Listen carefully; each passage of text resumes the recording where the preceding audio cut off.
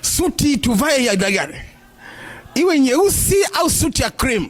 Na kiatu je?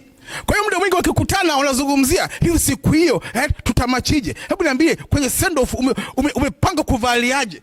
Ndio maongezi yao mrefu. Hiyo unaambia hivi, ndoa sio kiatu, ndoa sio shela, ndoa sio suti, ndoa ni ndoa. Baada ya kuoana wanakuta mambo yote waliokuwa nayo wamemachi. Ukumbi ambao walikuwa na utamani tufanyia ukumbi wa pale Ubungo Plaza, sawa, wamefanyia hapo, sio ukumbi gani? Yote haya yameisha, yote watu wamekula babu, wameondoka, bado ndoa iko pale pale.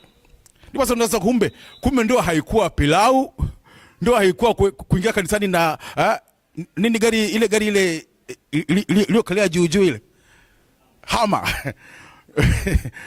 ndoa sio hama, ndoa sio perfume,